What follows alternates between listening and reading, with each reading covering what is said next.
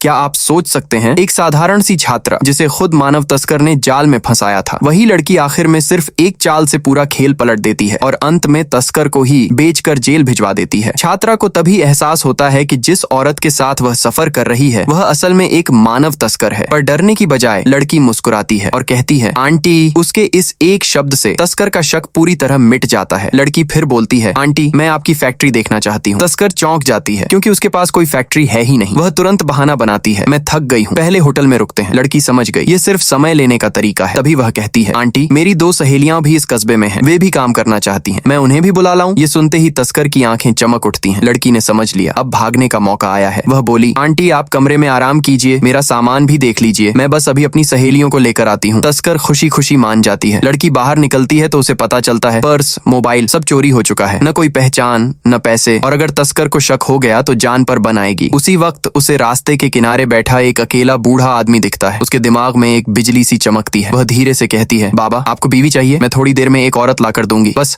मुझे 600 रुपए दे दीजिए। बूढ़ा तुरंत तैयार हो जाता है और लड़की को घर ले जाकर पैसे दे देता है। लड़की वापस जाती है और सहेली से मिलने का बहाना बनाकर तस्कर को भी वहीं ले आती है। औरत को देखते ही बूढ़ा झपट पड़ता है, उसे कमरे में खींचकर बंद कर देता है। तस्कर उसके सामने टिक ही नहीं पाती। लड़की के हाथ में भागने के पैसे भी आ जाते हैं और तस्कर को जिंदगी का सबक भी। लेकिन कहानी यहीं खत्म नहीं होती। तस्कर कुछ ही दिनों बाद केस दर्ज कर देती है कि लड़की ने ही उसे किडनैप किया, कैद किया और अत्याचार किया। वह 10 साल की सजा और 20 लाख मुआवजा मांगती है। अदालत में लड़की खड़ी होती है और पूरे अदालत को चौंकाते हुए कहती है, मेरी सजा कम है, मुझे तो उम्र कैद होनी चाहिए और 1 करोड़ का जुर्माना भी। यह सुनकर तस्कर खुशी से पागल